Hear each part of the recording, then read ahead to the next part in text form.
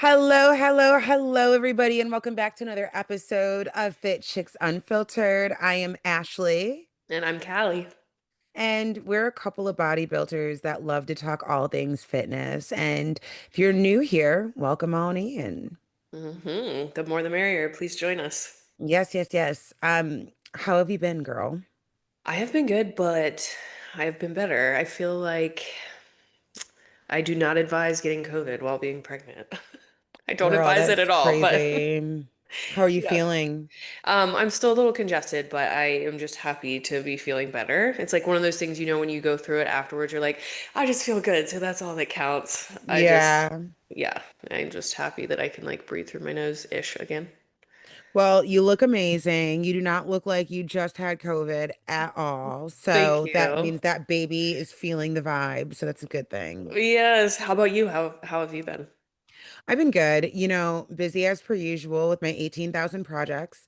But good busy, which is good. I'm podcasting from my bed today because your girl needs a bed. I just ate the most delicious chicken, rice, and cucumber. I devoured it, Oh, actually. I'm so that sounds good. hungry. My calories just went up. Coach finally upped my calories. So, I'm on 153 protein, 153 carb Okay. now, and my fats went up. I forgot how much they are, whatever the difference is there. So, which is actually a great segue into what we're talking about now that we're talking about it. But yeah, so my food went up and my weight went down, which Typically, that typically, well, that happens. that happens. Yeah. So I weighed in at 183 last, and that was after being on my new calorie intake for 2 or 3 days.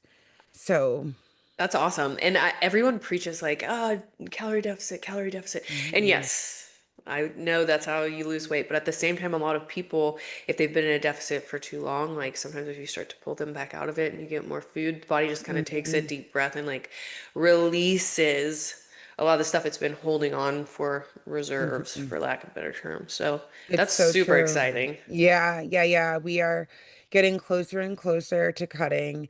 Not to cutting, but to continue cutting. I'm just like, I was talking to you yesterday. It's just like we are getting ready to have my surgery. It's coming up so quick. And I just, the doctor's like, just get tiny. And so at this point, I'm just like, okay. Operation gets tiny, skinny legend, all of that. And guys, just so you know, I'm doing this because I'm having a tummy tuck. So, no, like, there's a method behind the madness, friends. So don't get any crazy ideas.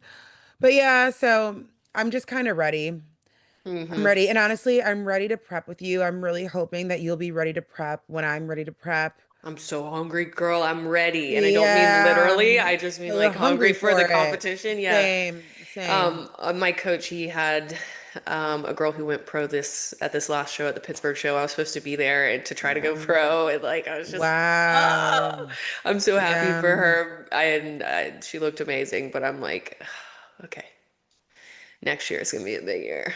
Yeah, it is. It is.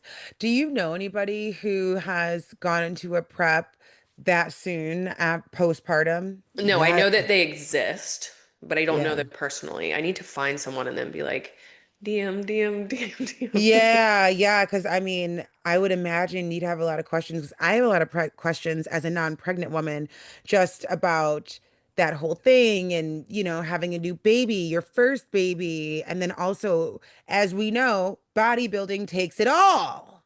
It So, does. yeah, It does. yeah, And if I'm being completely like transparent and frank, I am nervous for the sense that if you're breastfeeding, you need your yeah. fat to be a certain, like you're Hmm. supposed to be a certain state and high enough. And you don't want to overly tax your body. I know I'm not trying to have a C-section, but if I have to have a C-section, like then what's the repercussion? What's the recovery time? Like there's so much that goes into it, and I'm just like going into it with a mindset of whatever happens. For me, I've noticed in life, no matter what, things happen when they're supposed to for me. So like when I look Yeah, back, I'm like, I'm so glad it happened this way. Maybe at a yeah, certain point I was heartbroken or like just upset that it didn't work the way I wanted, yeah. but it ended up working out better just because the alignment wasn't there yet. So Yeah. I'm trying to go into it with that mindset. My coach doesn't seem like competing next year seems to be a problem. And his wife has had children and everything, so we'll see. Yeah. Fingers crossed. Oh my goodness. Fingers crossed. I love it. Hmm. I love it. I can't wait. 2026 is going to be such a big year. It's a Wheel of Fortune year in tarot. Not to get woo, but I'm getting woo. And the Wheel of Fortune is a 10 card in tarot. So the 9 card in numerology ends a cycle and 10 begins a new one. So Ooh. yes. And the Wheel of Fortune literally means exactly how it sounds. It's about good fortune and gratitude and luck being on our side and all of that, and we're starting a new chapter. So, like, the skies are in alignment for both of us that next year, 2026, with the goals that we have been setting ourselves up for, it's jazz hands. Okay, maybe this could be that thing, like our alignment. Like this year we were like, we both thought we might be in a prep for 2025 and we are not. Maybe Or not. 2026, like you said, is Yeah. the proper year. It's still so crazy to think that we hit stage for the first time last year. Like I was thinking about that. Like that was a year ago. That's That was crazy. literally a year ago. It's wild. It feels like it was yesterday. Mm. It, Anyways, oh, go it, ahead. no, it's just a year. It's just a year. I found myself thinking like, well, that was September. That was Yeah, September and November when I did those shows. I it was was a like, oh year my gosh, ago. it was an Uh-huh. actual year ago. Like, what? Uh-huh. And it literally feels like I had a dream last night. This is how you know you're hungry for it. I had a dream that I was prepping and posing on stage, and I was trying to decide between keeping my old suit and getting it tailored or getting a new suit. And I was choosing between like green and purple suits. I was like dreaming about suit colors. And You would look like, so bomb in like a purplish pink. I was thinking about that for my next suit. But I your like, your current yeah. suit's beautiful. And like you look bomb in that color as well. Yeah, I don't know. I think I'm gonna get a new one. I know they're like so expensive, but what I was thinking of is potentially selling that suit because obviously like summer shredding transformation, somebody's gonna need it. Hmm. I was thinking about selling that suit and getting a new one just because, or keeping it because I'm a hoarder of things that like have sentimental value. Yeah, it's like a trophy in Yeah. itself. My very first bodybuilding suit. That's where it all began. Or I don't began. know how people sell their wedding dresses. Like I still have mine. I don't know how people sell them. I it's my Yeah, the whole wedding bottom of dress. mine is dirty and it's in the closet So for is mine. years. I'm like, maybe I should take it to get it professionally cleaned. I don't know. Probably right. Girl, mine is too. Like we got married on the beach. There's probably literal still sand from West Palm Beach on that dress. Yeah. I still See? have it. It's all that matters. Memento. Exactly. Exactly. So but yeah, okay, friends. So today we have a fun episode for you. So, as you guys already know, Kelly and I are both fitness coaches and we both do a lot of lifestyle coaching. And with that, lifestyle clients come a lot of questions on these terms that they hear, whether it's their, favorite fitness influencer doing a TikTok or whether you've come across this term somewhere in the zeitgeist. So, we decided to put together a glossary really of terms that you may have or you probably will come across if you are at all into the fitness industry. And if you're listening to this podcast, you're somewhat into the fitness industry a little bit. Yes. Yes. So, we really hope that you guys love this. Save it, bookmark it, because we're gonna go over a lot of terms today. Yeah, so get out your pen and paper or Yeah. now your notes pad on your iPhone if that's what I you need. know, But right? Hello, 2025. Fuck a pen and paper. Get out your notes app. want to be Okay. nostalgic, get your number I two know. pencil. Oh my God, not the number two. Holy shit. Do they still do that? I don't Mm. know. I don't Or know like the either. gel. I used to save up money for the school The store for gel gel. pencils. You will know now that you have a Nino. Mhm. Yeah, you will Yeah. know if they're still doing that. So TBD. Crazy to think about, right? Okay. Okay, Um, so yes, let's kick it off. Why don't you give us the first term? okay, so first turn, this is kind of like a coupled term. It's going to be compound movement and isolation movement. It's important if you Mm. know one, you must know the other. Hmm. Should I just dive right into exactly Dive what right they are? in. We'll go every other. So yeah, you grab one, I'll grab one. How about that? Yeah, that's cool. Okay, so when it comes to a compound movement, I want you to think about like squat, Mhm. deadlift, or bench press. That's going to be an exercise that really pulls multiple muscle groups to work together in order to complete that lift all at Hmm. once. It's that Yeah. simple. Multiple muscle groups at once. Typically squat, deadlift, bench press. Okay? Right. Isolation movement or an isolated movement is going to be, in fact, just the opposite of that. You're going to be targeting one muscle group. And a lot of times you Hmm. see this on like a machine. So it may be like a bicep curl, even, Hmm. or a leg extension to target one specific muscle group. Or a machine seated shoulder press. Absolutely. Hmm. So I'm trying So, to make this as simple as possible. and we need both movements, right? Inside of a good program will have both movements in it. Absolutely. It will have both because to me, Hmm. I think for the compound movements, that's going to elicit so many different muscle groups, right? So that's going to really help you build muscle. All of it is going to help you build Hmm. muscle. But to me, I think of compound movement as really building on that mass of muscle. Don't take this for all my newbies as you're going to get overly swole because you're not. Right. And then the isolation to really help shape that muscle specifically. Hmm. Hmm. Love it. Love it. Okay. What's the next one? Progressive overload and Ooh, tying in Lord. reps in reserve with that. Okay, so let's both take this. Cause okay, so of course, I get the fat ass one. So progressive overload, you guys, I'm sure have heard this term before. I get so many questions on progressive overload. I think the simplest way to explain it, and don't worry, friends, we'll elaborate. It's essentially adding weight to the movement. So you've got a movement that you're supposed to do. We'll do the machine seated shoulder press, for example. If you and your rep range is 12 to 15 and you're getting to 15 on set one, just up the weight. That's like the layman's terms of progressive overload.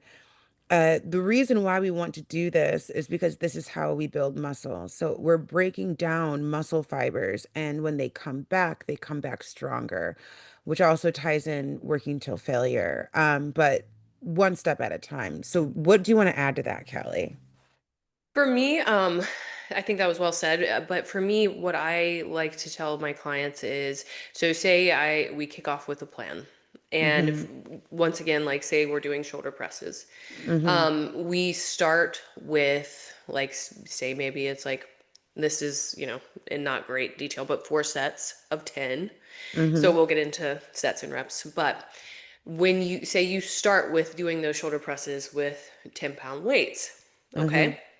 What progressive overload it would evolve into is after you become very comfortable with that movement and you feel like, okay, the load is getting easier, it's not as much of a challenge. And what I mean by reps in reserve there is like, say you hit 10 reps of the 10 pound dumbbells, and you're like, I got 50 more of these, or even I got 10 more of these in reserve that I could do. That's your sign. And for me, when I see my clients mention that, that's my sign to tell them it's time to increase the weight. Yeah. So when you're increasing or while keeping form. So if for some reason I'm like, okay, let's try, this is a big jump, but let's try 15s. Let's see. How many Mm-hmm. reps do you still have in your tank at 15?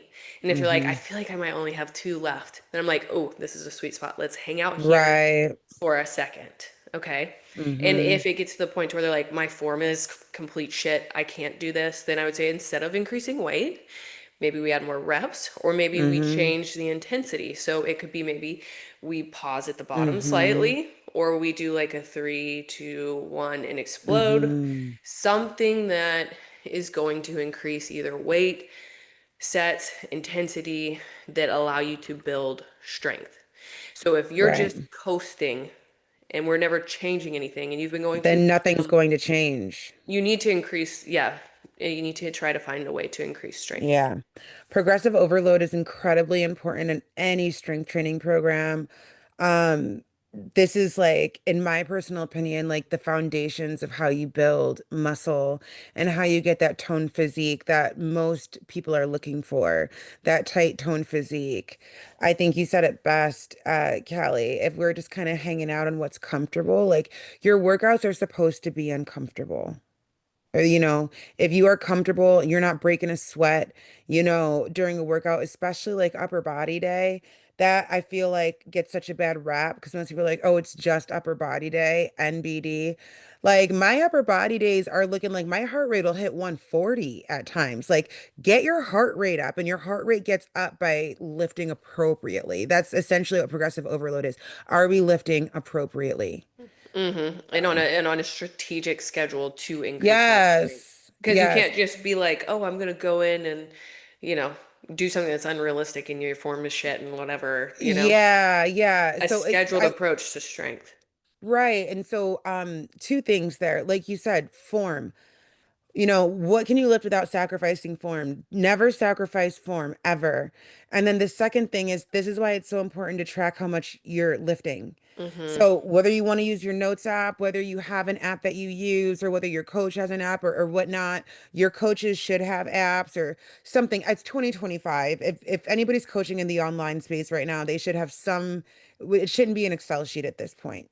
But I have been Right. hearing through the grapevine that there are coaches that are doing that. But that's a whole nother podcast for a whole Or nother just time. giving out like a PDF, which Yeah, you for want that some too. type of progress tracking. If you hear that that Yes, is an offering, that yes. you have progress tracking, that is a great way, like you just said, Ashley, to make sure you're implementing progressive overload because it is not Mm-hmm. easy to keep track of with your whole split throughout the whole entire week to Mm-hmm. remember what weight you did. It's very easy to forget. Especially too when you have shit lifts, because you are going to have shit lifts. Like your strength will change, and here we said we wouldn't tangent, but I knew this was going to happen on progressive overload. But I like to remind, especially my girly pops, that there might be a day when you are hip thrusting 250 pounds, and there might be a day when you can barely get 180 off the ground. That's normal and that happens. Mm. And you can also figure out too, if you really want to get nerdy about it, what was the difference? Did you not get a lot of sleep? Were you well fed that day? What was your water intake like? Because all of that stuff matters, right? And you can kind of really notice, oh, when I have two meals before I go to the gym, that's when my strength is perfection. If I go to the gym with just one meal, it's not there. Yeah, some You people can think you learn just that. go on an empty stomach, and it's like, Hell no. I don't even do upper body day where are on an your empty stomach. glucose stores for Mm-mm, no. energy? I used to be that girl going to the Mm. gym on an empty stomach. I don't know what the fuck I was doing back then. Well, you No, just didn't know, and I feel like a lot of people no. just don't know. So that's totally fine. Also, I want to end this one with saying like I also really like that you brought up the point like if you were unsure, because I have seen some people where they're like it's even hard for me to gauge like how hard is that for you? Like if Yeah. I've done an in-person session, like are we close to failure? Like they've got a good poker face, you Mhm. know?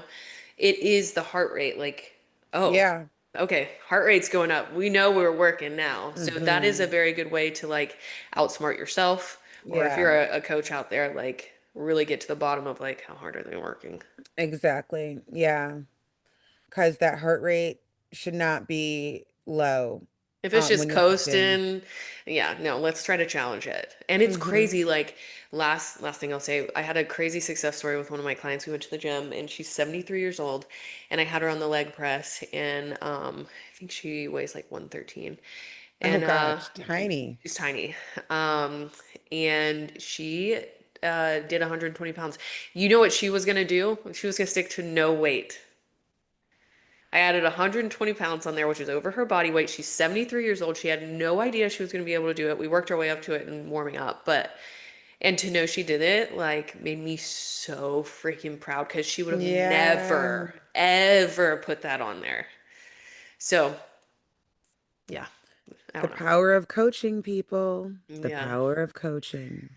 Yeah. And also, like, I your love them. mind. Like sometimes you stunt yourself and you have Oh my no God, idea it's how a much you're mental stunting thing. yourself. Yeah. The gym is totally a mental thing. I think that's why, like yesterday, at the time that we're recording this, we're getting ready for an eclipse, and I had such like a emotionally hard lift yesterday, and it was all mental.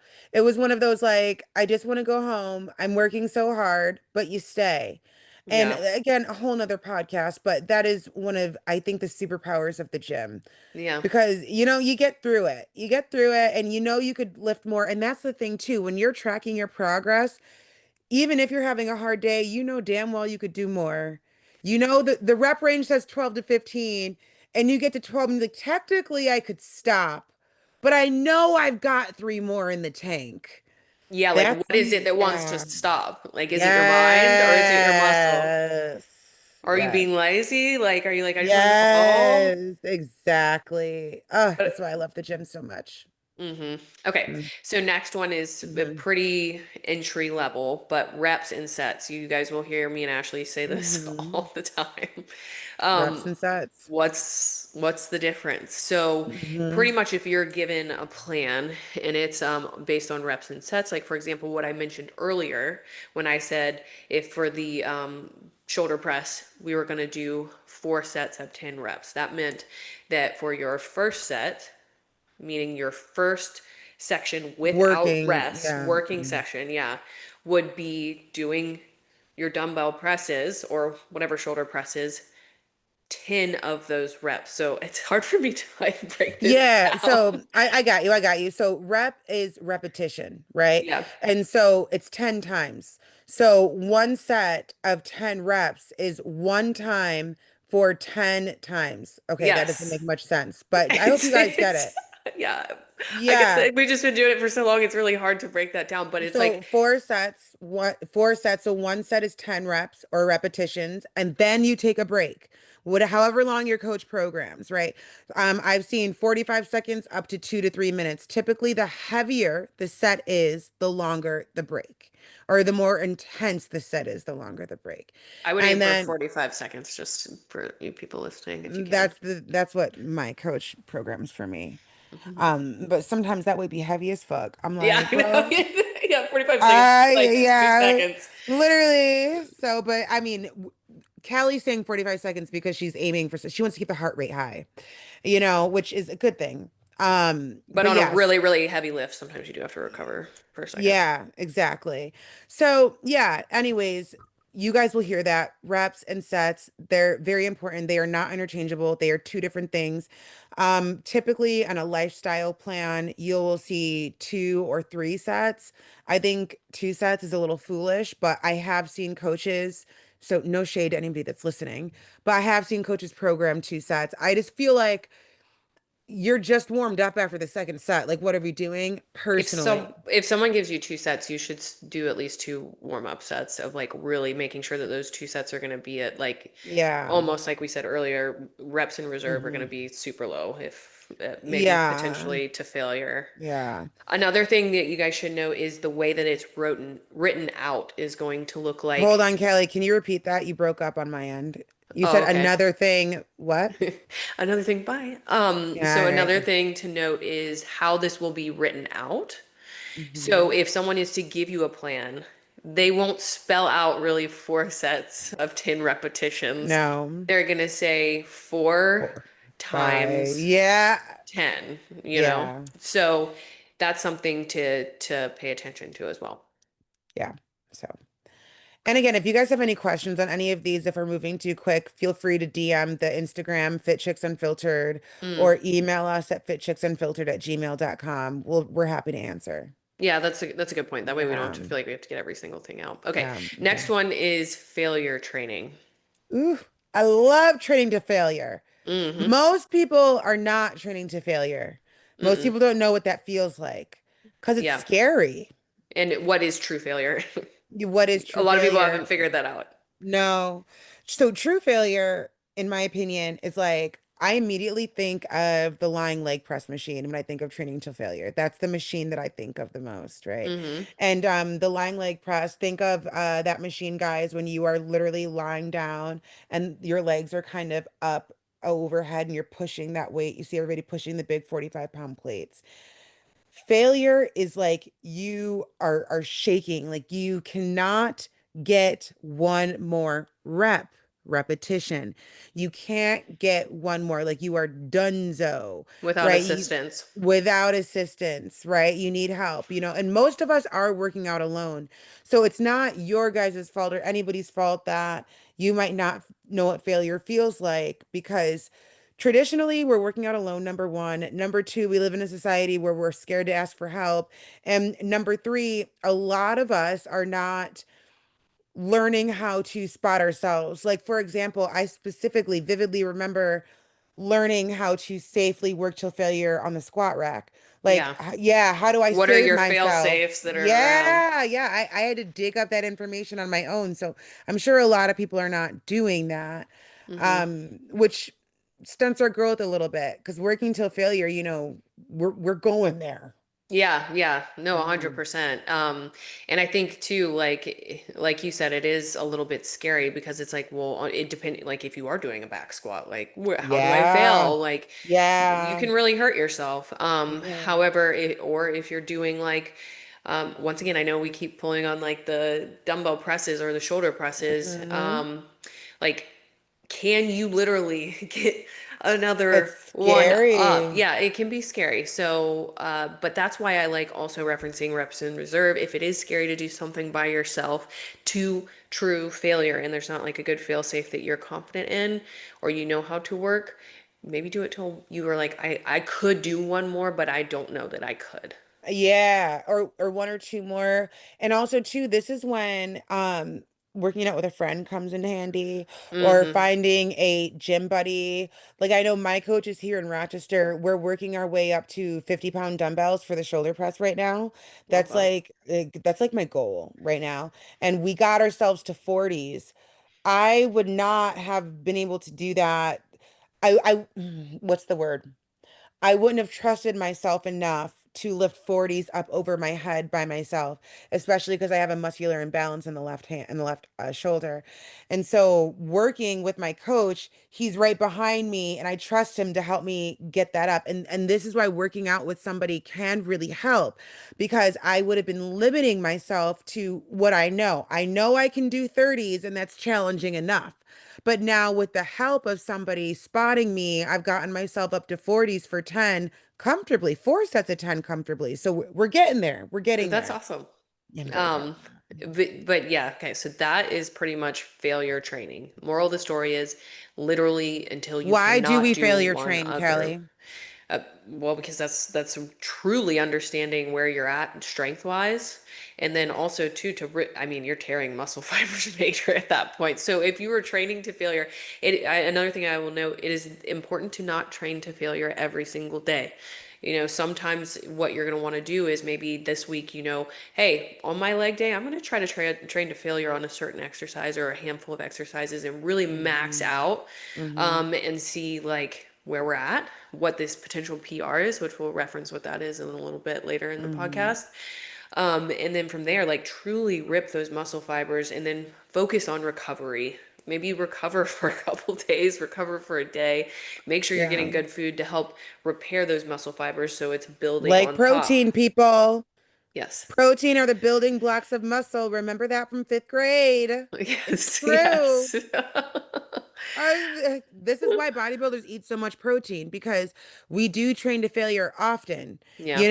and I mean, just get your protein in, guys. Yeah. Most of you are under eating protein You wouldn't aggressively. want to do like all this work for no reason, right? Yeah. I mean, Yeah. yeah, it's therapy. But at the same It time, is if you're wanting therapy. any gains or you're wanting to see that toned physique and you're really wanting to expedite Yeah. that timeline, do yourself a Hmm. favor, just do the work. Hmm. But yeah, Okay.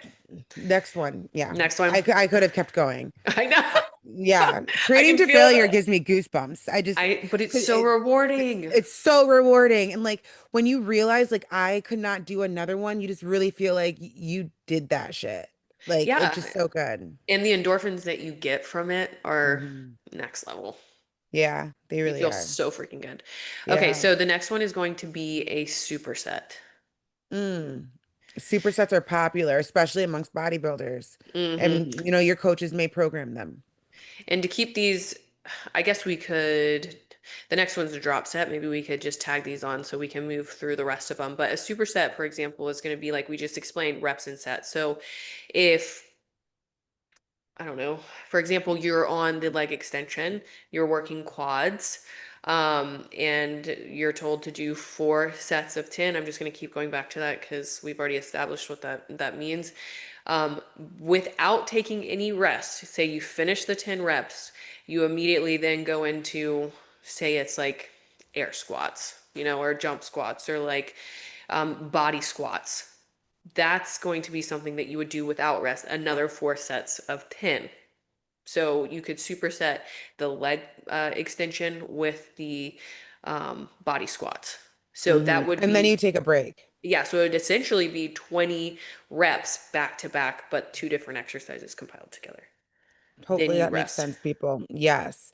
So essentially, a superset is working two muscle groups. It's two exercises put together, and then you get a break after that, and then you do it again. Hmm. And so you'll see people superset for efficiency mostly.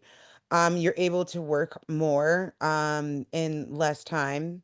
Is a superset required? No. Is it effective? Yeah. I like supersetting a I like lot. supersetting too. So like for the example, if it's like an upper body day and I'm barely touching um biceps or something like that, but I'm gonna dust them at the end, meaning I'm Yeah. barely, I'm gonna hit them, but I'm not like having a bicep day. Yeah. Um, I could do bicep curls or hammer curls, Mm-hmm. like once again, I'm gonna just stick to the number of 4 sets to 10. And then after that, I'll use an actual barbell curl and then do that till failure. But I superset the two. So, I've just used so many Mm-hmm. terms in one. You see, that's I why hope I you guys are think this, following along. yeah, well, that's why I think this episode was so important because we use these terms all the time. And, anybody that is just starting out their journey, this can feel like gibber. And like everybody is like afraid to ask. Like people don't want to look stupid, so they just Yeah. don't ask. So, And ask. You're not going to look stupid. If someone thinks you're stupid no, for it, that says more about them. So, exactly. okay. Exactly. So the next one would be um, a drop set. We didn't really tackle that puppy. Yeah. But that's So base. Mhm. essentially, oh, Take no, this go one. ahead. No, you Okay. got this. So a drop set is basically you do a really hard set, then you drop the weight and go again. So it's like a superset, but instead of changing the exercise, it's the same exercise. So we'll use a leg extension. Let's say you have 4 sets of 15 on the leg extension. You hit your set one, you hit your set two, you hit your set three, you're on your last set of four. So you have 4 sets plus a drop set. So let's say you're doing 100 pounds for the sake of ease with numbers. That fourth set, you hit 100 pounds. Then you immediately unpin the 100 pounds and go down to 85, and then do your next set of 15 with no rest in between. The point of the drop set is to really fatigue the muscle. Yeah. And during a drop set, it's not as important if you get to that 15 mark because the goal is to fatigue the muscle. Cash her So out. yeah, yeah. So if you get to 10 and like you can't, if you guys are imagining a leg extension, you can't get that foam pad up, like you're trying your best and you can't, bitch, you did a good job. This is what we're aiming for. Bitch, you This did a is good good job. job. Bitch, you did a good job. Yeah, that's what I'm feeling. Like that is what we're aiming for there. Drop sets. I also love a good drop set. Yeah. Yeah, no, you're right. Those will once again fail you out. And Mm-hmm. that's the point to really exhaust the muscle. That was really well said. Good job, Ashley. Let's Yeah. hop into the next one then. Yeah. Let's do it. What's Okay, next? so the next one is hypertrophy. Yes, let's talk about that. So that's going to be what, Hypertrophy, hypotrophy, however you guys have heard it. You guys have heard that term. yes. So basically, is it one of them right over the other? Um, hypertrophy. Hypertrophy is how I pronounce it. Hypertrophy. Hypotrophy, It's the same. I hypertrophy. mean, it's spelled the same. I don't know. It's the same shit. I feel like I've said them both ways. Yeah. Don't let that You guys reduce know my what we're talking credibility here, about. okay? No, no, never that. Tomato, tomato. Tomato, Um, tomato. but the point of this is to actually like increase muscle size, right? So that's going to be something that we're going to aim to. Maybe that's progressive overload. It could be rep range, training volume, and just sheer consistency. So, say for example, if you're on a schedule of actually trying to build and you are focusing on sets and reps of like, once again, for the sake of ease, 4 by 10. And that's with you going really hard because 10 reps is, that's you like challenging yourself. If you see Mm-hmm. 6 to 8, you better be pushing the most weight. But after doing that for a certain amount of time in your training plan, and then what you may end up doing is changing it to being like, okay, now we're going to do that same exercises. We're going to lower the load, so the weight itself is going to get smaller, but we're going to increase the rep range. So that's going to be, in my opinion, how you would then increase the muscle size, or in that instance, it would be shaping the muscle size. So it could be the opposite. So from there, it could be starting out with doing, reps of 15 to 20 or 15, and then slowly working your way down to 6 to 8. So I hope that makes sense on how I'm Kind explaining. of. So I have a question. Mhm. When somebody says they're working to hypertrophy, what does that mean?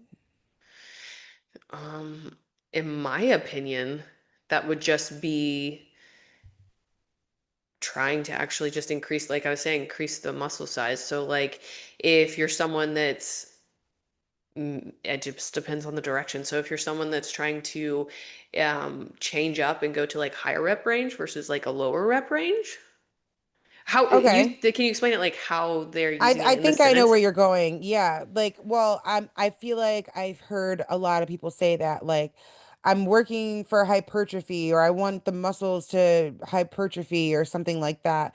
So For I'm just like, me, okay, I think I understand now. yeah, yeah. So I'm just like putting myself inside of somebody who is just getting into specifically even the bodybuilding world.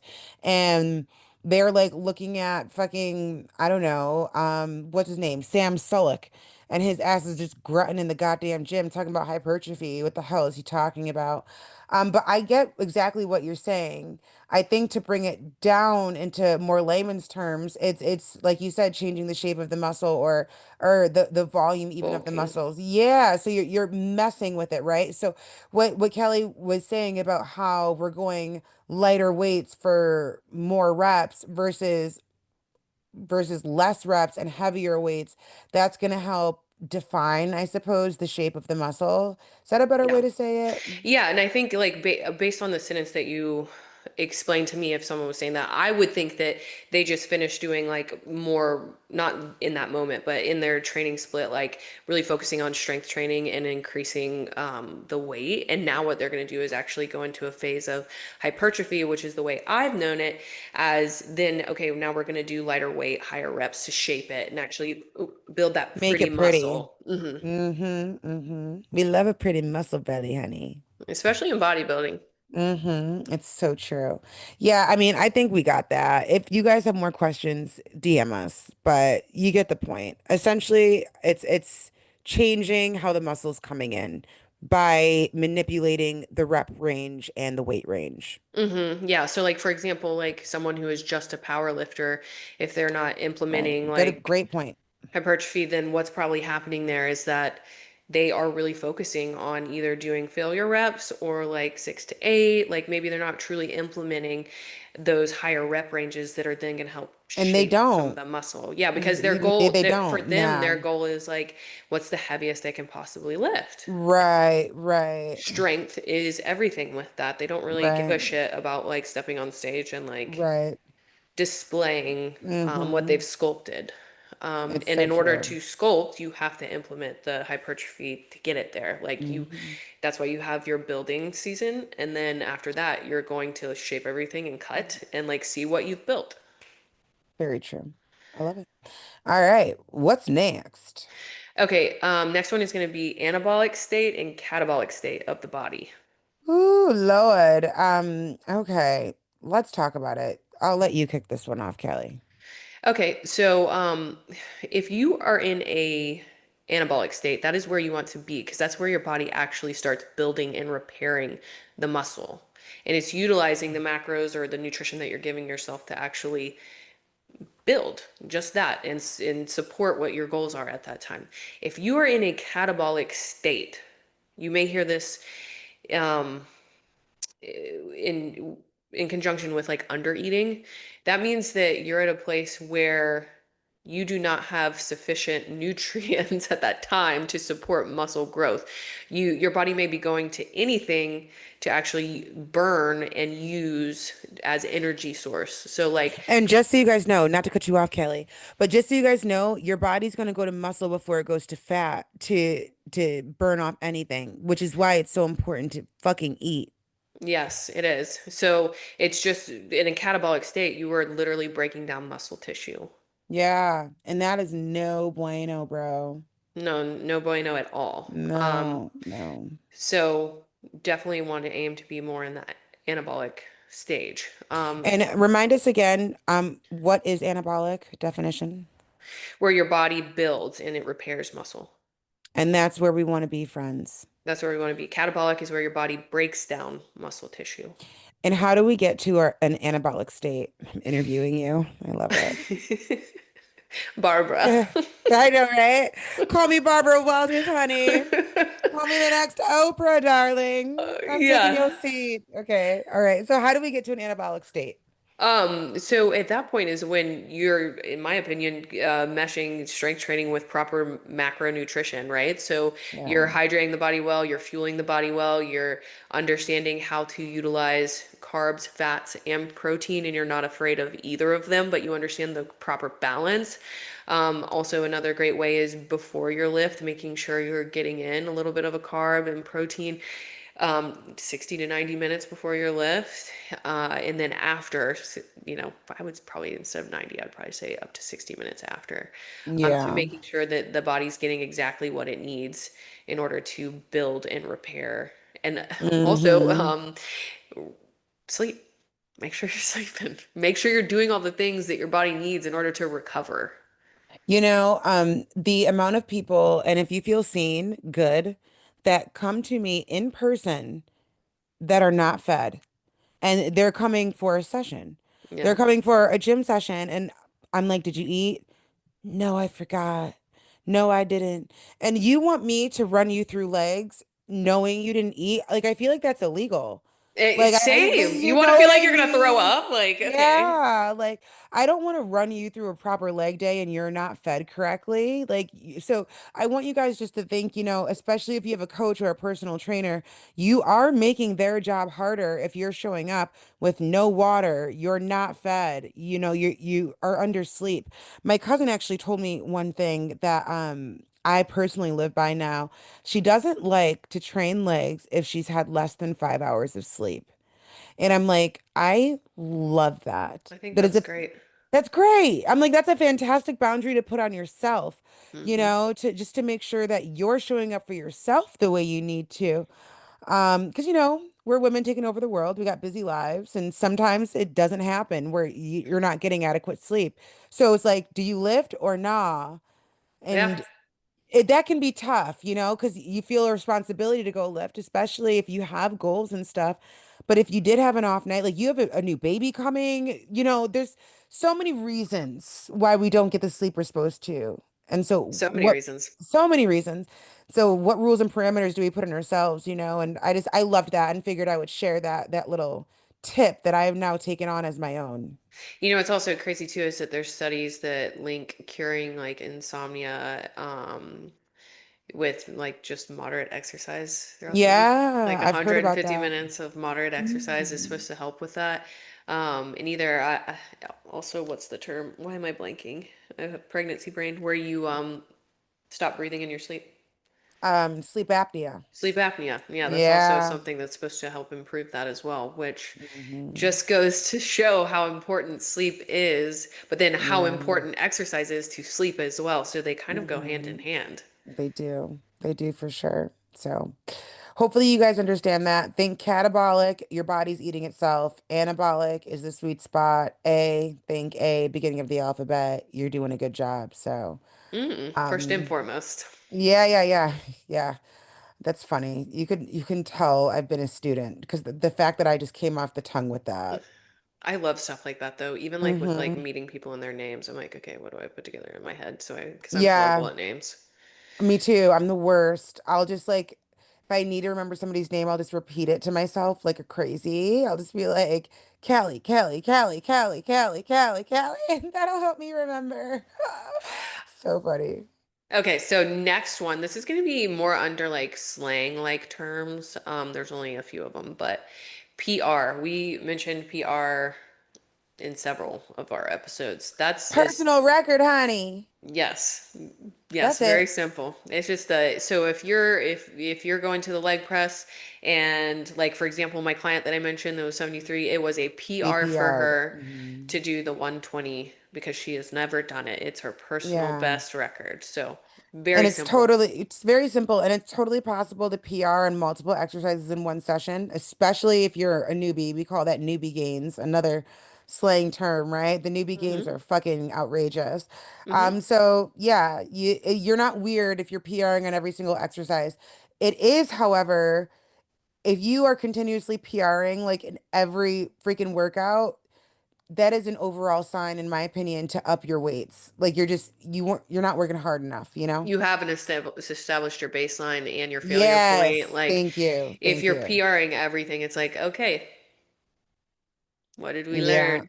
Like Yeah. sometimes when I have a client in person, I want to see like how much, what do they go to? And then what can I Hmm. get them to? And if they're PRing everything that day with me, like every single exercise, like you don't realize how strong you are yet. No, yeah. Yeah.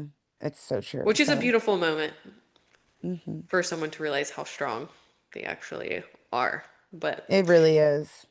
okay, so the next one's going to be pump. I'm sure you hear so many gym Pump bros sesh. and girlies say pump. Pump.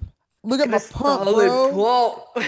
I got a pump. The pump is going right Or now. pump covers. Pump covers. Look at my Yeah. pump cover. And that's Oh just my as simple God. as like, so when you are working out and you are targeting a certain muscle group or whatever, you may realize all of a sudden it feels, um, what's Big. the, I guess, yeah, it feels really big. Like all of a sudden you're working Juicy. glutes, you're like, oh, I got a pump. Like I feel that in my glutes. Like they feel huge right now. And that's just Yeah. like temporary swelling because of all the blood Mhm. that's flowing to the muscle, Exactly. And you can take pump formula to help with that swelling, aka to give you more of a pump. which is Because always the goal. that's the goal. Gym bros want to look big. So Yeah. of course we make a formula so that the pump pumps it goes even harder. You want more We pump? want the swelling. You Yes, want we more of want that? the swelling. Yeah, yeah, for real. Saying it out loud sounds crazy, but this is all very true. It's all very true. Yeah, so word of thumb, if you are very leg dominant, glute dominant, quad dominant, you do not need pump formula on your leg days. Bad idea, actually. It can be painful. Like I only use pump formula for my upper body days because I'm so quad and glute dominant. Hmm. Um, there's just no point. So essentially what's happening, like you said, Kelly, the blood flow is just getting to that muscle group. And so they're a little swollen, they're big, they fat. Yeah, the swallow. Mhm. Yeah. But another thing to note about having a pump is that is not all of a sudden the new shape. You know what I mean? Yeah. It's a temporary shape because of blood flow to the muscle. It is a great sign that that muscle is growing and you're targeting it and the Hmm. mind muscle connection is there. But that pump will subside. So when you wake up the next day or it's been hours later and you realize like, oh, I'm not feeling it anymore, don't get Yeah. discouraged. It's a Yeah. good sign that you were doing the right thing while you were there. Very true. I love a good pump sesh. Me too. It's so Yeah. nice. It's so nice. Mm. Okay, next one is natty. This is definitely a slang you probably see all over Instagram, especially with bodybuilders. They might say Greg like, "I'm Doucette. natty." Yeah. Fucking Greg Doucette. Yeah. It's natural versus being on steroids. Yep. That's it. Or gear. Gear is the word for steroids if you hear that. Yep, that's another one. So literally just being a Hmm. natural athlete, not using PEDs or any type of steroid. So, Right. okay, last slang section, and then we have just a couple nutritional ones, but is, oh, not last actually, second to last, spotter. We've already said spotter Yeah. several times. And somebody that's there to help you with the lift. Make sure that they are qualified and they know what they're doing. Like you don't have to give them a whole interview before they help you, but you don't want your 12-year-old sister helping you on like a deadlift or a squat rack. You know what I mean? Like be for real, people. You want to trust your spotter, especially if you're lifting heavy. Yeah, so if you're not struggling, there's no reason to have a spotter. Yeah. But if you are then trying to establish, okay, I think I'm going for a PR, or potentially Yeah. I might be training to failure on this next set. Yeah. For example, in the actual squat rack, you see someone who's doing like a back squat and they're squatting. You might see someone behind them who have their hands Mm-hmm. like not Mm-hmm. touching them, but But like underneath their underneath the, pits. yeah. So, and they're squatting down with them and back up in case they're like, okay, okay, I need you. They can help drive them back up Yeah. and get them to the rack. But Mm. that's simply it. Or like someone who's doing a bench press and they need a spot, like would be laying on the bench and they're pushing up, and in case they're like, oh shit, I can't make it all the way back up, you might see that person put their hands on the bar. You might see a slight spotting like Yeah. assist where they use like two fingers to kind of help them because they think they can still Right. do it, or they Right. might be like, okay, we're putting this back up on the Yeah, yeah, yeah. The bench press is probably one of the best spots to have a spotter. Like people have fucking died. very dangerous. Yeah, it can be very, very dangerous. So keep that in mind, friends. If you're looking to PR, I love that what you said. You're looking to PR or you really want to work a set till failure. Those are the times and places where you want to consider a spotter. I mean, there's nothing wrong with scheduling it. Like you've got an upper body lift on Thursday, you're working on your bench press. You ask your homegirl, can she come to the gym with you on Thursday? There's no shame in that. And also, too, you'd be surprised. Somebody farted. Both of my animals are in my bedroom right now, and somebody passed some serious gas. Oh They're my like, I God. got your spot. Oh my God, geez Louise. Jesus, that just woo. Anyways, ask somebody at the gym. Make friends at the gym. You would be shocked. I know that we can look a little intimidating, like in our lift and our headphones and heavy weights and grunting, but you would be shocked at how nice people are. Because at the end of the day, nobody wants to see anybody get hurt at the gym. No, Ask and for a I spot. like seeing people that are like all of a sudden like doing what they didn't think they could do. And Yeah. before I got into bodybuilding, I did powerlifting, and I had to, and it was very uncomfortable for me to ask people for help. Like if my Yeah, me husband wasn't too. there, I was like, okay, I know I'm going, because my goal was quite often for strength to try to Yeah. PR or do a number that I am like on the verge of not being able to do at all. Right, right. So it would be that moment of like, hey, do you mind giving me a spot for just a second? Most people Yeah, understand what that means. So they would yeah, either say, yes, I can, or no, I don't have the time. But right. most of the time, people want to help. They're like, yeah, sure, not a problem. Yeah, I've And make never sure had you don't anybody say ask the no. wimpiest person in there. Not, no offense to the Right. wimpies, but We if you're love you, doing a real, Wimpies. we love you, wimpies, but if Yeah. you're doing a very heavy weight, you want to be someone who looks like they can actually help in that situation. Yeah, yeah. And knows what they're doing and they feel confident in what they're doing, Yeah. And so Yeah. it's not the blind leading the blind here. Ask Right. somebody that looks like they know their way around the gym. Right, And absolutely. so, Okay, and then the last one for the slang is a split. You hear people all the time say yeah. workout split. Hmm. So yeah, a split essentially is how your workout is broken up, right? So Monday's legs, or let's say Monday's quads and hams, or quads and glutes normally you'll see. And then like Tuesday is shoulders, biceps, and tries. Wednesday is chest and back, it's how your workout is split up. And this is really what you'd pay your coach for or any of these apps for them to do it for you because a lot of times we know as coaches what muscle groups play nice together. Hmm. Or like we wouldn't do a split where you've got quads and glutes on Monday and then hamstrings and glutes on Tuesday.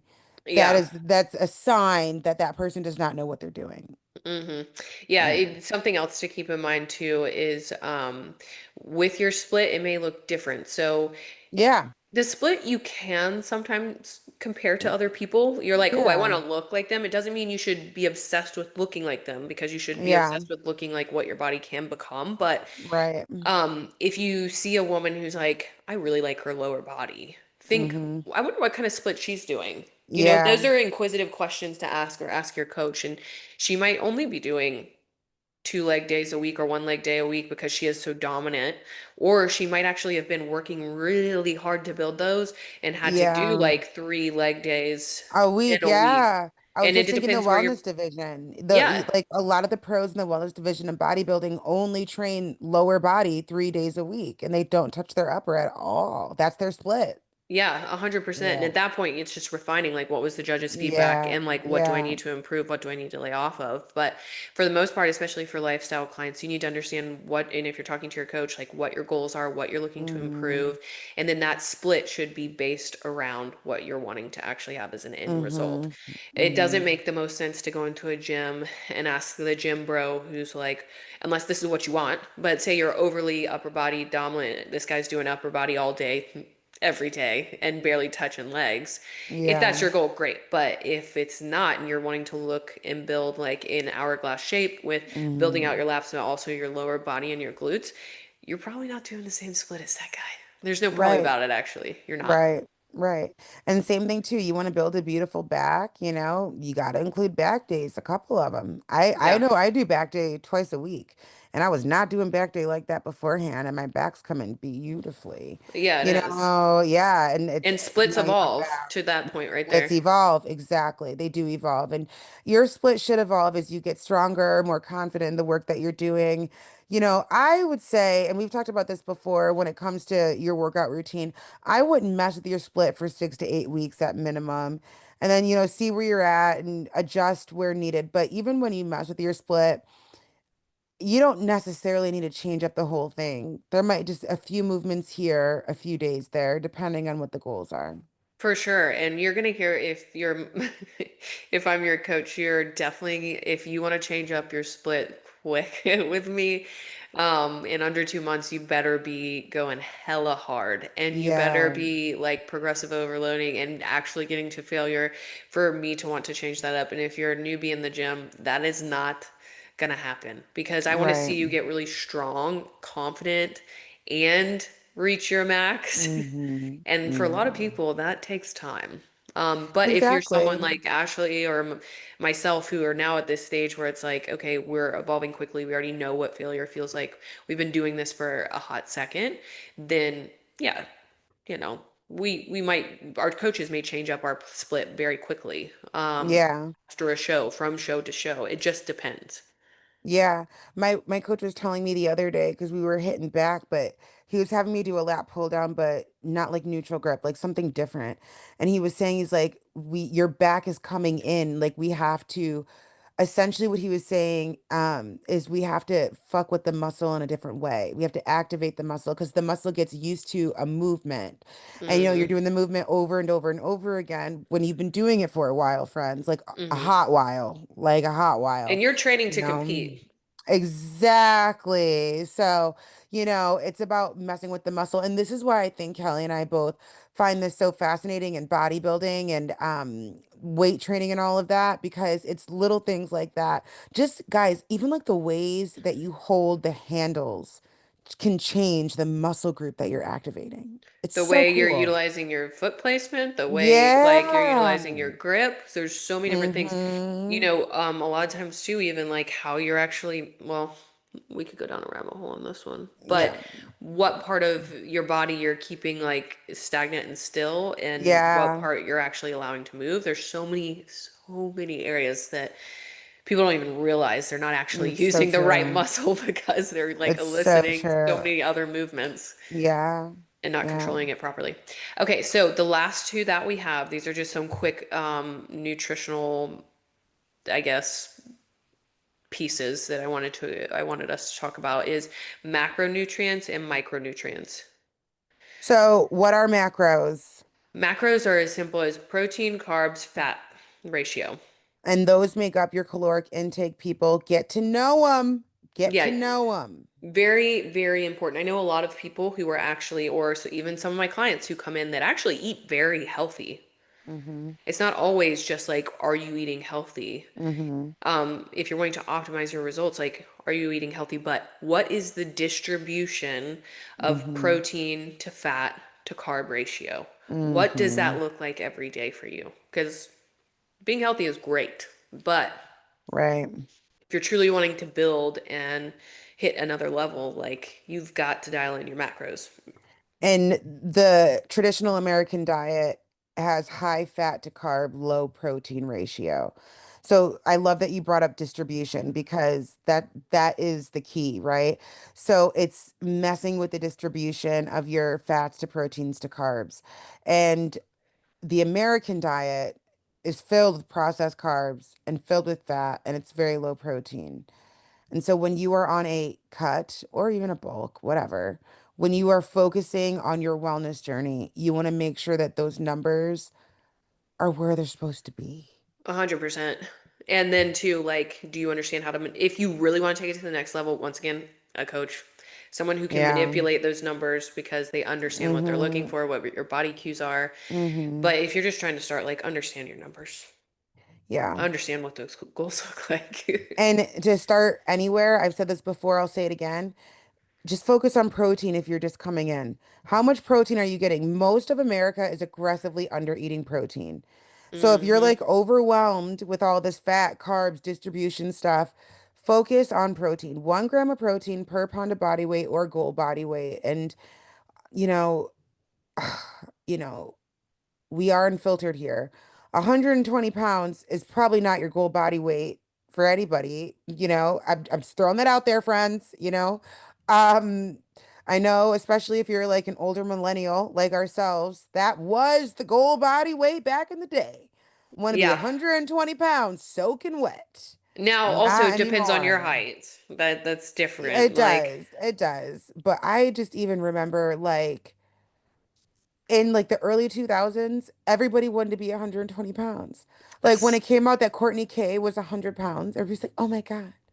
And so when I say, per goal of body weight, I just want you guys to understand, have a healthy body weight goal. That's what I'm getting at. So, 100%, and yeah, understand what that yeah, looks like. And honestly, I think a good gauge is like, as a coach, I do make my clients provide their weight, like they weigh in for me I do each too. week, Yeah, but I need that as a tool. But I don't want my yeah, clients to be infatuated with it because the right. scale, like, you can be the Lies. exact same way and look completely different based on Yeah, training, or yeah. you can actually be way less and then end up weighing more, but look better than when you weighed less. So it's very Yeah, the skill manipulative. lies. I Yeah. was talking to my cousin about this because I just recently got into a size 4'6", and I come in at 183 pounds. And if you were to ask somebody, what jean size do you think a girl that weighs 183 pounds would wear? I highly doubt you'd say a 4'6". Yeah. It's the muscle. It's the Yeah. muscle toning. Like that's what's happening. So I love that you said that. Do not get fixated on the scale because like weight is so relative, and 183 pounds looks very different on many people, and this just recently happened, the jean size. So, and I was just thinking about how like crazy that is, you just wouldn't have thought that. So it just goes to show how we don't really need to listen to the scale. And like you said, your coach I needs the scale as a data point. And that's what I tell my clients too. The scale is a data point for me. It's not for you. It's for me. Yeah, 100%. If you get Yeah. hyper fixated on the scale, I guarantee if you want to hinder your progress, fixate on the scale. Hyperfixate. Yeah. Hmm. Hmm. Fixate on that bitch. You will Let have your no coach or progress. someone else fixate on it, or do it for your own Mhm. data points and don't let that deter you hitting your proper macros, and Yes. training hard in the gym. Like muscle weighs more than fat. It does. That's exactly Muscle it. And burns it more looks calories leaner. than fat. Exactly. So It's so true. okay. So, So the other one we didn't touch on, which is we'll keep this simple, is just the micronutrients. So there's macro and micro, and micro is vitamins and minerals. So that way you have your macro, protein, carbs, and fat, and then your micros, which are vitamins and minerals. hmm Okay. so think vitamin C, vitamin D, vitamin K, all that stuff. D3. Iron.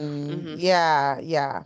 And so, Omega 3s. Okay. So, and then the last one that we have, because we are going to have to wrap it up, is when you are someone who potentially is wanting to do a cut versus a bulk. When you are going into a bulk, I finished it. I'm going to do a post on this either today or tomorrow, I think today. But when you go through a bulk, a lot you hear some people say, I did a clean bulk or a dirty bulk. Okay. dirty book. Going, just to explain it, it is kind of exactly like what it sounds like.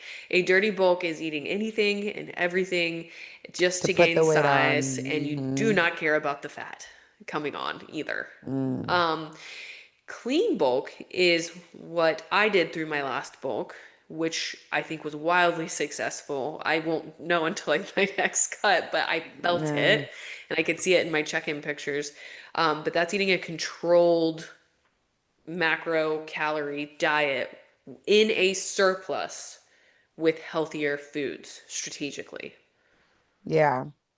And my whole life was a fucking bulk, so now I'm just on a forever cut. Yeah. No, girl, I swear. I know you're going to be going into a bulk after you hit shows. You're going to have an off season and you're going to have an on season. If you guys are watching the video, this is how tired I am. The way I look right now is this is how long I've been cutting. You have been in a cut for quite some time, Quite Ashley. some fucking time. Dude, But what that's but okay. what's We're gonna be still crazy is when you do smiling. your first bulk, like after your Yeah. next show that you do, and then you do a reverse, and then you go into a Yeah. bulk, it's gonna be freaking It is. It amazing. is. It is. It is. And so, guys, if you don't want to be in a forever cut, just start working on your food now. Because, like, seriously, no jokes aside, my life was a forever fucking bulk. And so now I'm spending a lot of time taking off weight. And so it just goes to show it's very easy to put it on, but getting it off is a son bitch. Was And yours a clean or a dirty bulk? when I say that I was in a bulk, it's more of slight shade to my previous self in the sense where it was like it was a dirty bulk. It was Right. 100% dirty bulk. You didn't And care I about wouldn't even macros or anything. no, no. This is back when I was a server. Like, where the booze at? Where's the party at? And I who's just feel got like the it's chicken important to parm? I just feel like it's important to Yeah. call that out, Oh yeah, yeah, since yeah, yeah, yeah. No, so guys, you're right, you're right. So I'm making fun of myself, friends, if in case you guys didn't catch that.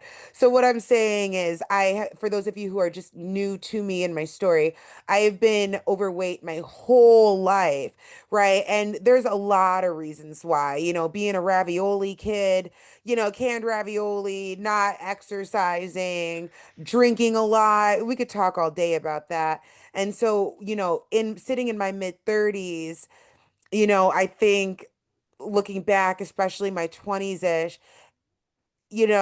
you would try to be aware of the macros, but I think lifestyle plays a huge role in food consumption. yeah. And and it's not like I was a garbage disposal, but I think there's something to be said with these quote dirty bulks and how your body responds to a lot of this processed food out here. Yeah. And booze. Booze is a huge, huge thing you know, um, Yes. and it will make you put on weight. I'm convinced booze made me put on a lot of my weight because those drinks, guys, and then you add the coffees, the Starbucks coffees on top of that. Oh, honey child, Yeah, you you can be know, accidentally in a bulk and have no idea, like that's exactly what barely happened. eating, but what you're That's eating is exactly what so happened. calorically not even dense, Dense, but just huge, huge. Like it could be That's hollow yes. calories, even like it to the Starbucks point. Mhm. That's exactly what happened between the Starbucks to get through my shifts, then the booze with my girlfriends at the end of the night, and then not eating all day. Probably not Remember going sleeping back, well. not sleeping well, and going back to the catabolic and the anabolic situation, having a big ass meal at night, my body hanging on to it. Essentially, what I did was, and this is the story of a lot of people, especially in America and developed countries, is we mess up our metabolism. Yep. Our metabolism gets all out of whack. And so you spend a lot of time adjusting it. And that's where I'm at. I'm at the tail end of this 5, 6 year, yep, 5, 6 year metabolism adjustment process where my hunger cues are where they're supposed to be and my taste buds are where they're supposed to be. And I've never looked leaner in my life. Mm. So, food for thought for anybody that's listening. Trust the process because it does work. Also, too, like speaking to that in like the process of it all, and like I was saying, when you do get the ability, like you've hit goal, you've stepped on stage, like you've Mm, had your surgeries, and you do have the ability to go into a bulk again, I feel like, obviously I'm not speaking for you, but it will feel mm. scary. But at the same time, Yeah. like Um, why this is so important, and anyone else that is in a similar situation needs to hear why it's so important, is that when you are used to operating, not that you're on too low calories, but in a lower Yeah. space, what's Yeah. nice about that bulk is it builds up your ability to utilize more calories and Mm-hmm. your macronutrition. So then when you go into a cut again, you don't have to go so deep into the Exactly. cut. So the more you Yeah. build that really nice, healthy metabolism and push it out, which is right now I'm Mm-hmm. trying to hit like 2,400 calories, but I'm supposed to Whew. eventually hit like 28 or 3,000 Wow, at some my point. fuck. I don't know if I will, Wow. but why I'm like, okay, do it because that's going to build my metabolism really, really healthy. I'm It still is. training. I'm not sitting on my ass. I'm still training. Yeah. Yeah. So that way when I go into my cut, I won't need to go to Never Never Land. And Never Never Land. Right. Yeah. So in pretty much operate on nothing, So that's what's really nice about cycling on and off of like a bulk and a cut is when you actually I don't know, whatever. But when you actually go into that cut and you've built up the metabolism, you just don't have to dive so deep. It's so true. So, oh my goodness, this episode was jam-packed full of info. I hope you guys loved this. Let us know in the comments below. By the way, friends, do us a solid favor. On Spotify, we don't have any reviews yet because we're a new podcast. Take a couple seconds, make sure you're following us, and give us a 5-star review. That's really, really, really going to help. If you look to our podcast, it says no ratings, tier. And we know you guys are listening because we're getting the DMs. We know you're listening. So do us just a quick, solid favor. Give us a 5-star review. Maybe leave a comment if you're feeling spicy. Yeah, And yeah, we'll keep the episodes coming. We appreciate you. absolutely.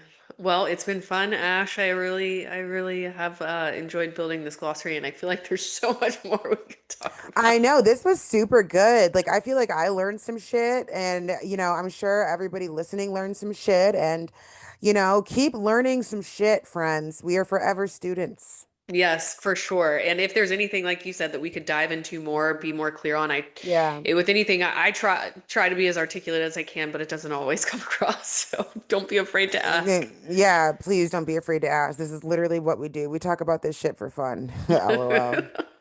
Yep. Awesome, right? Okay, all right, babe. Share the episode. We love you. We'll see you in the next one. Bye. Bye.